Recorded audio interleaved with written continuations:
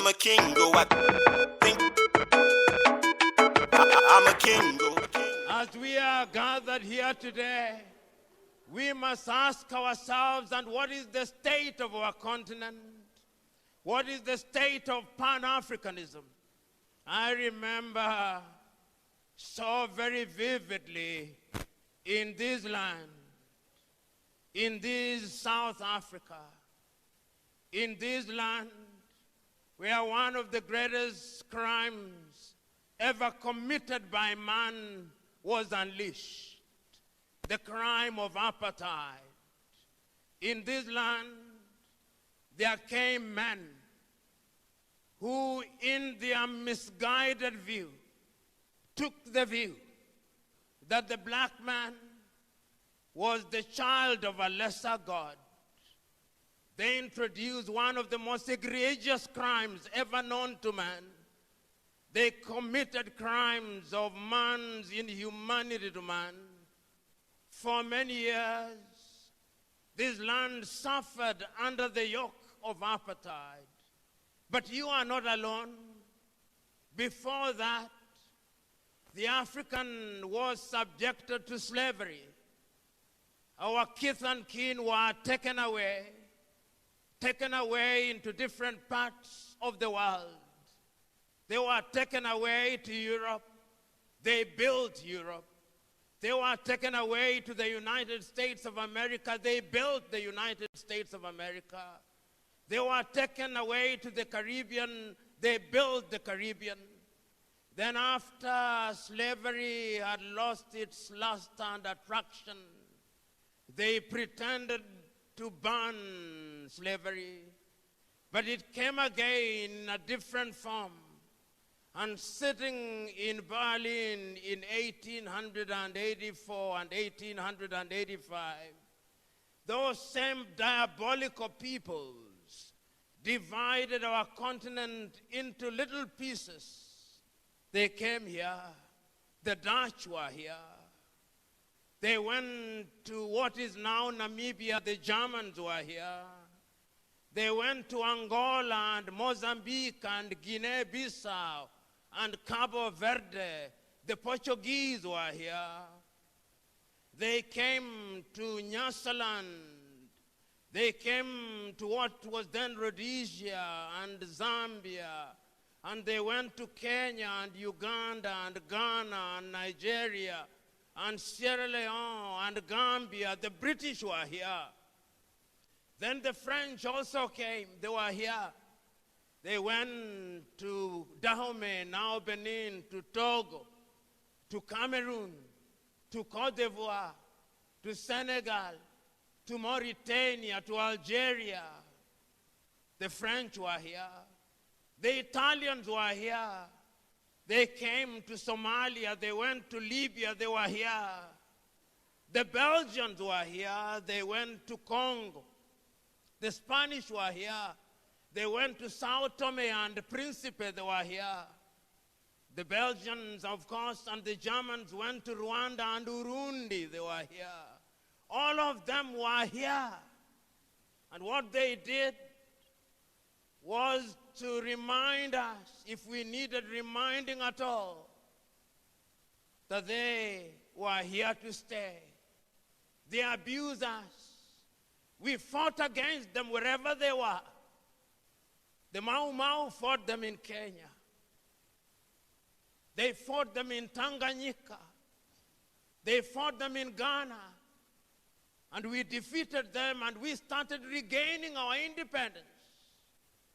I can still hear those immortal words of the Osagie for Kwame Nkrumah on the 6th day of March 1957 in Accra, Ghana, telling his Ghanaian peoples that the independence of Ghana means nothing if the rest of Africa is not independent.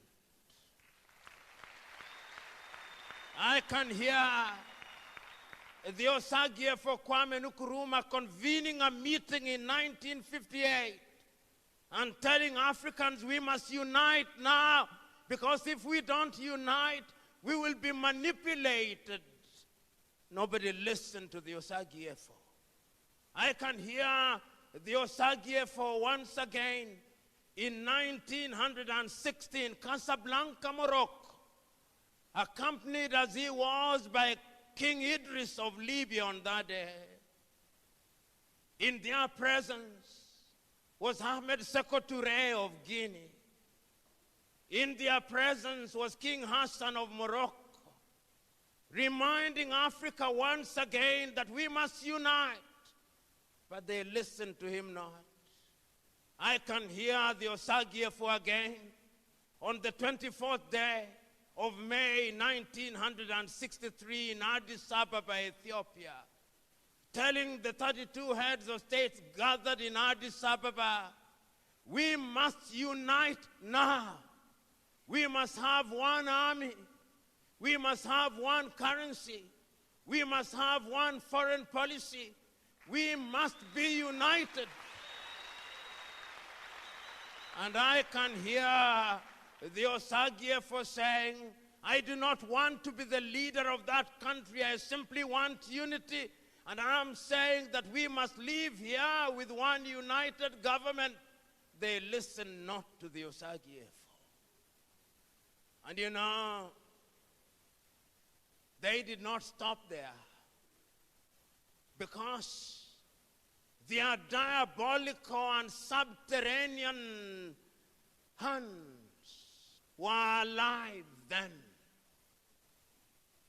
No sooner had we regained political independence, as we were celebrating our new national anthems, as we were celebrating our new flags, as we were celebrating our new mottos and slogans, the neo-colonizer was alive and well. In 1961, they had taken out Patrice Emery Lumumba. And I can remember that famous letter of Patrice Emery Lumumba written in 1961. One day, even if you kill my body, Africa shall write our history. Today we are here to write that history. I can hear, even as they took out Patrice Emery Lumumba, and in 1963 they took out Sylvanus Olympio in Togo. I can hear Sylvanus Olympio saying, take me out, but Africa shall not be taken out. I'm here to remind us that Africa shall not be taken out. They did not stop there.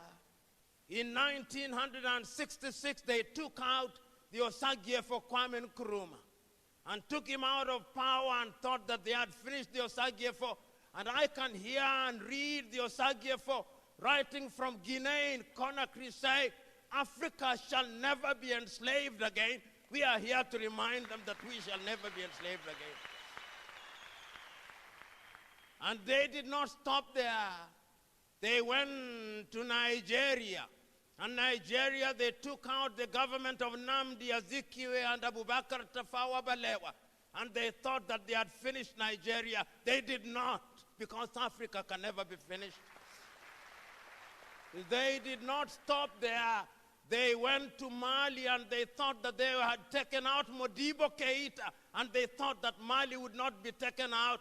They did not take Mali out. They did not stop there. They went to Algeria and took out Ahmed Ben Bella, and they thought that Algeria would be taken out. They did not take Algeria out. But the neo-colonial project is alive and well, because even as that was happening, South Africa was still under the yoke of the apartheid regime. And I can hear the words of the great South Africans at that time as a young student. I can still remember the words of O.R. Tambo. I can still remember from Angola the words of Agostinho Neto. I can still remember the words of Eduardo Mondlane and Samora Moises Machel. I can still remember the words of Sam Nujoma and Andy Mbahaman Toivo from Namibia. I can still remember. And ultimately, you succeeded in removing the organ, the monster that was apartheid. In Zimbabwe, I can still remember Joshua Nkomo and Robert Mugabe, and they removed that monster that was the Ian Smith regime. But the question is, once we removed them, what did we do? This is the question. You know, when we remove them, we make unto ourselves many promises. We promise unto ourselves heavens, but sometimes it appears as if the devils in heaven conspired and delivered hell instead of heaven. So that the story of Africa is a story of missed opportunities. We sing our national anthems as we should. We fly our flags as we should. We have our slogans as we should. But yet, we have fallen short of the expectations of both God and man. That is why, when I look at Africa today, sometimes I feel sad. And many are those times when I see young Africans from the Gambia, from Burkina Faso, from Chad, from Nigeria, from Ghana, being humiliated in Tunisia, being humiliated and dying in the Mediterranean Sea. I feel sad. I feel sad when young Africans are humiliated in Saudi Arabia and Kuwait. I feel sad. I feel sad when young Africans are humiliated at the embassies of Western countries. I feel sad when young Africans play lottery to become citizens of the United States of America. I feel sad. I feel sad when young Africans think that grass is greener on the other side. I feel sad. I feel sad when the white man comes here and humiliates us. I feel sad. I feel sad when the Chinese come here and humiliate us. I feel sad. I know not whether you feel sad with me, but I'm inviting you to feel sad with me.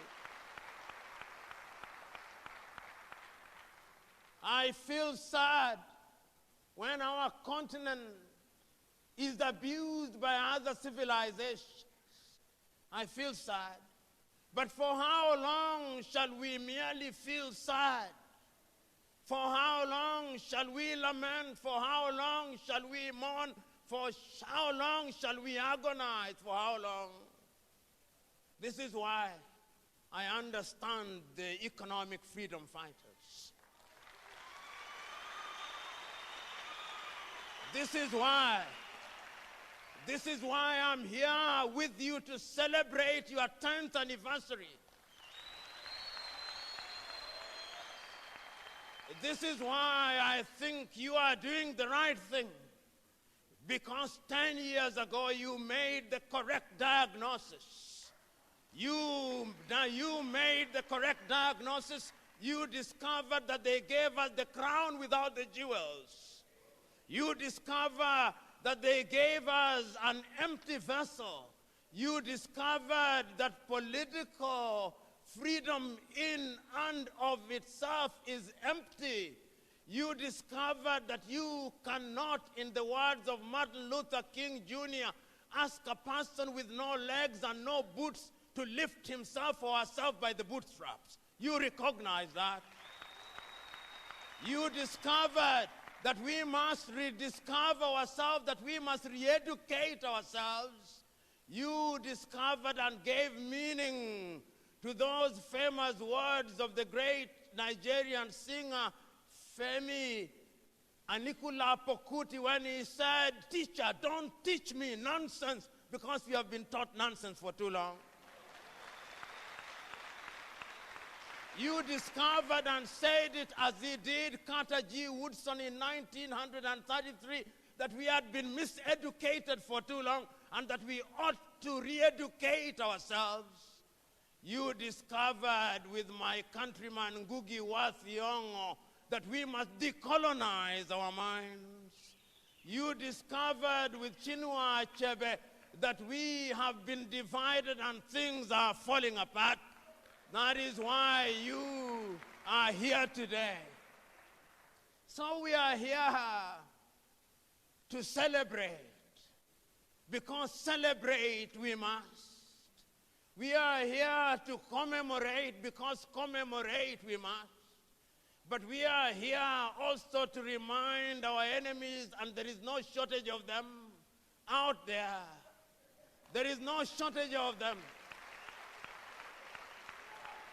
They come in the thousands, they come in the millions. But history has taught us and is teaching us always that we shall triumph. Oh, we cannot fail. We cannot afford the luxury of not failing. Oh, we cannot. I hear our enemies saying that we are saying too much. We will continue to say we have not talked enough. And if they wonder why we are saying what we are saying, let them go even to their holy books. And we are told in the beginning there was the Word, and the Word was with God. We are giving meaning to the Word. And all those of them who are Muslims will be reminded that the very first thing that the angel Jibril told the Prophet Muhammad is Iqra, read. And he read and he made a speech, and we are making the speeches. We will continue to talk, but we will also act. So we are here today that there may be a wedding between our words and actions. Here in South Africa, there are many doubting Thomases. Oh, but they are reducing by the number. They are reducing because when they watch the EFF in the National Assembly of South Africa, they are reducing by the number. They are reducing by the number because when they watch the EFF, they do not only see courage, they see passion, and they fear courage and passion. But we must instill fear in them, because it is only when they are fearful that they will begin to give way. And when they begin to give way, then we will begin to conquer new territory, because new territory we must conquer. You know, this continent, you know, this South Africa, which has given birth to the EFF, is the anchor of the continent of Africa. This South Africa is the southernmost tip of the continent of Africa. This South Africa is the fulcrum of Africa. This South Africa will be the place that will give good hope to the continent of Africa. This South Africa of EFF is the one that is going to economically regenerate Africa.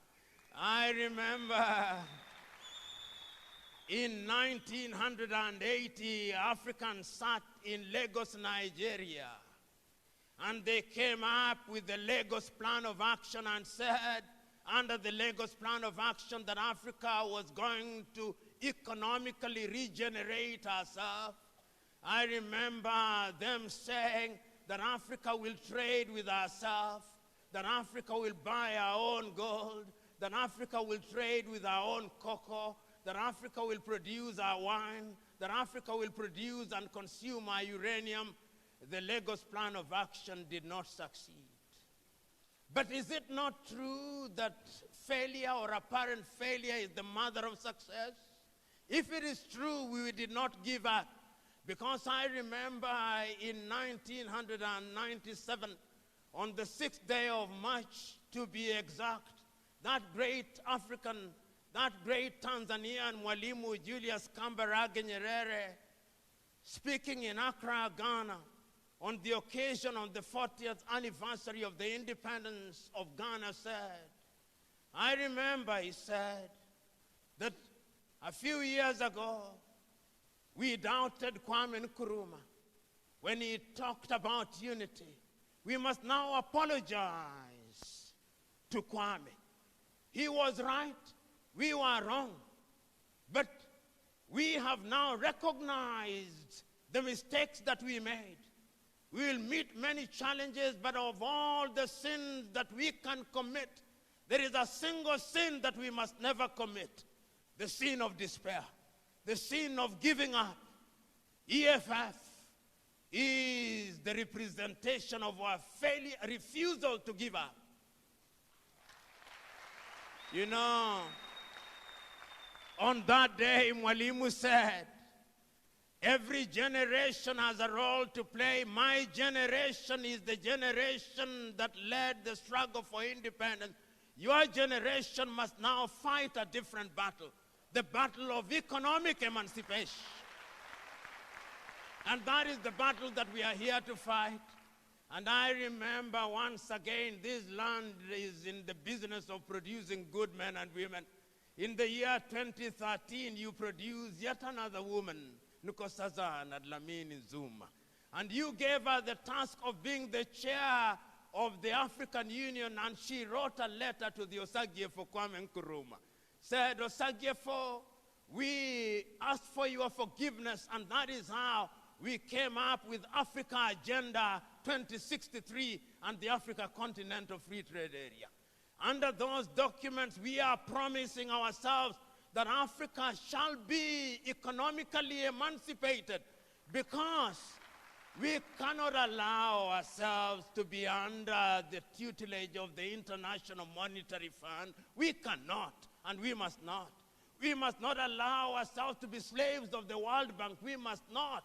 We must not allow ourselves to be told who our friends are and who our enemies are and what we should and should not do. We cannot be the tail that is wagged by the dog all the time. The time has come that we must do the things that are in our best interest, and that will only happen when we are economically emancipated.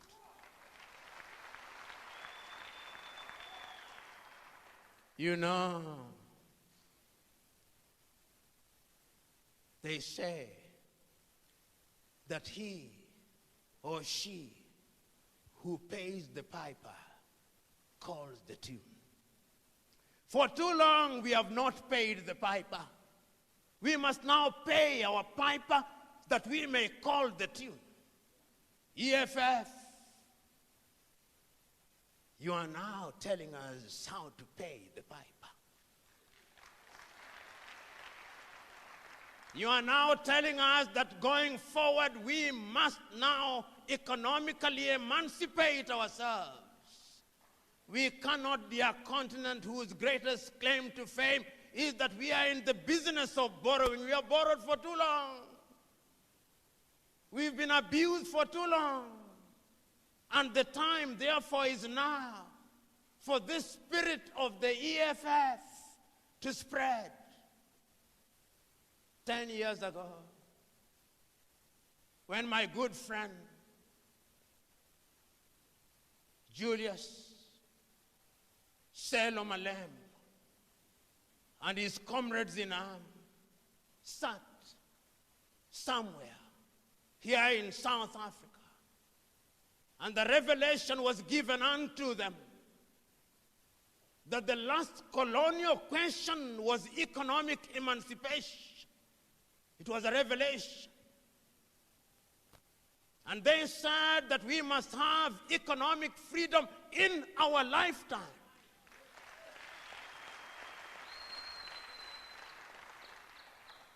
This idea that economic freedom is a pie in the sky that we only dream about is without basis. We can get it now.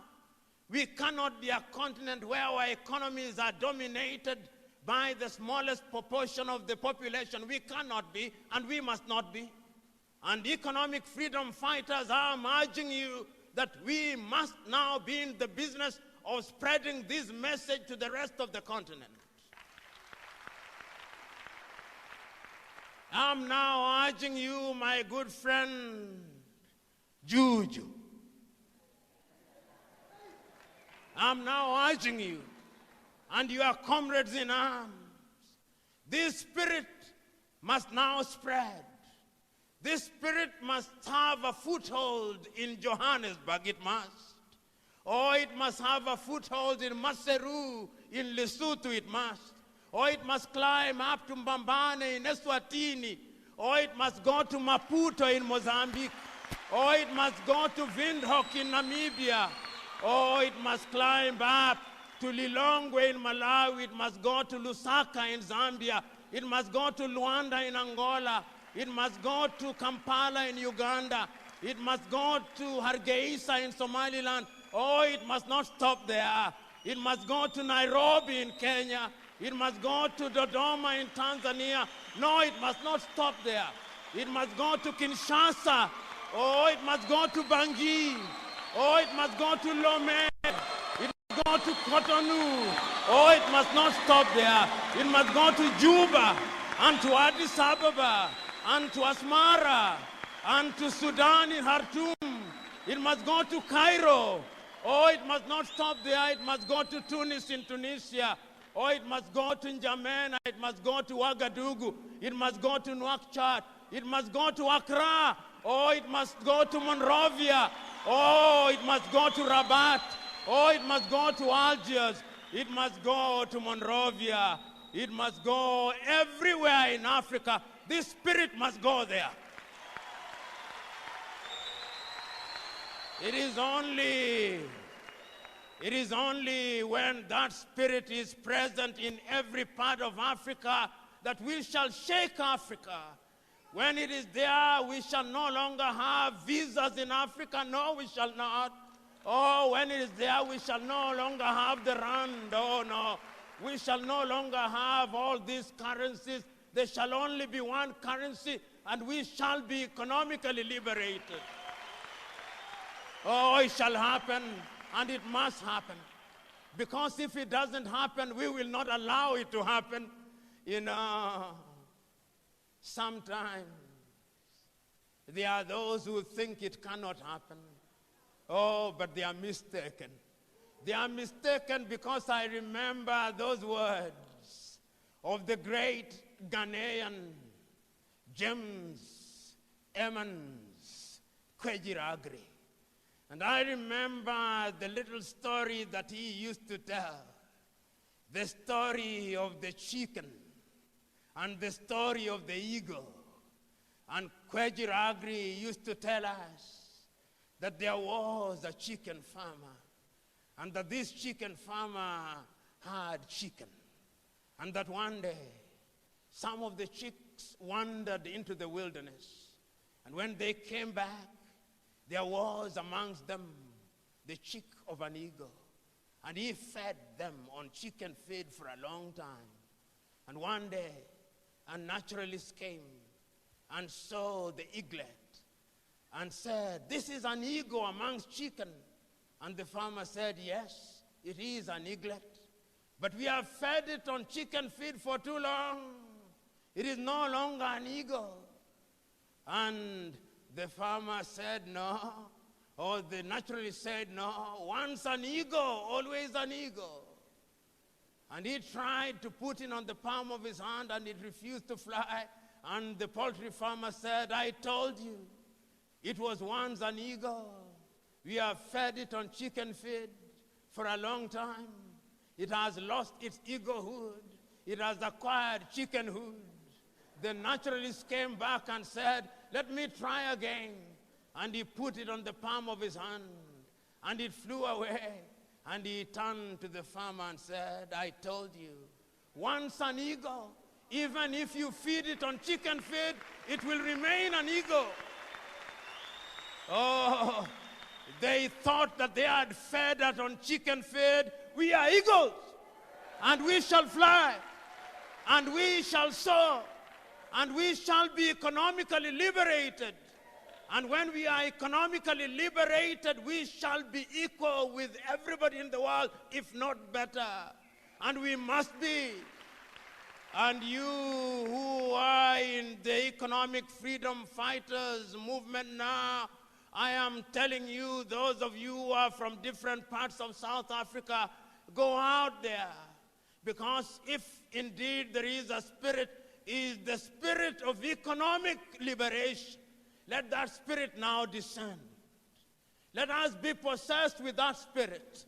Let us go out into the world and tell all the doubting Thomases that it shall never be the same again. That it shall never be the same again. Because from here and now, we are taking a solemn vow that from this generation and generations yet to be born, we shall liberate Africa by ensuring that the chains of economic colonization are removed. And you in the EFF, you the fighters, you the commissars, you the commander-in-chief, go out there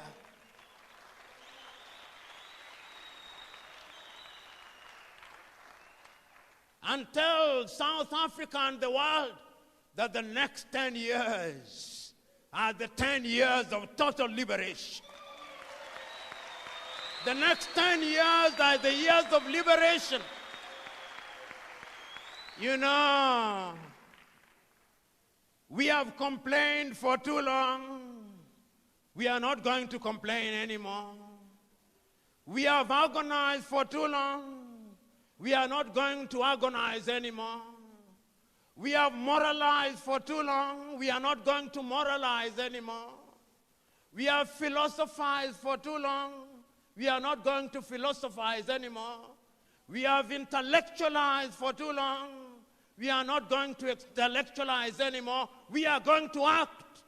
And that is why we are going to give meaning to those famous words, Amandla, Gawetu, Amandla, Gawetu. I'm a king, yes, I'm a king, I think I'm a king.